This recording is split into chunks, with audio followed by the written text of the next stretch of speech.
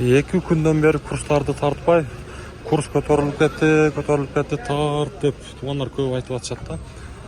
Мынакей буюрса мен курстарды тартууну баштаймын. Бүгүн дем алыш күнү тугандар. Ассаламу алейкум деймин. Эми жалпы биздин YouTube көрүүчүлөр, так маалымат каналыбыздын катталуучулары, алыста иштеп жүргөн мекендештер, Ноокат шаарына салам айтамын. 2024-жылдын 4-август күнү күнгө карай бүгүн дем алыш күнү, аптанын базар күнүндө турабыз. Баарыңыздар колдоп лайктан басып коюңуздар тугандар. Курстун абалы канчага көтөрүлдү чогуу көрөлү. Доскрада банк менен бүгүн Капитал банк эле иштейт. Ноокатта дем алыш күнү 2 эле банк иштейт. Так, тугандар, рубльду караңыздар, 0,975 тиын болуп калыптыр.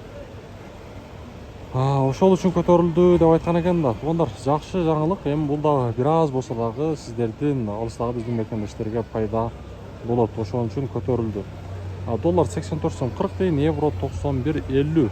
Рубль дагы бул жолу айта кетейин, 0,975. 1000 рублиңиздер 975 сом болуп турган кезде. Эми болсо акча алмаштыруучу жерди көрсөтөйүн, обменниктер тугандар. Сатып алуу боюнча айтсак, доллар 84 сом 30 тиын, евро 0,90, кечиресиздер, рубль 0,97.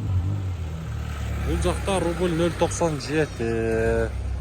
Аябай жакшы тугандар. Буюрса жаңырган аптадан рубль дагы көтөрүлүп калат деген жакшы ниетте болойлу. Сөзсүз түрдө жогоруда айткандай мына ушундай лайкты аябай ар бириңиздер басып, биздин каналга подписка болгонду унутпаңыздар, катталганды унутпаңыздар.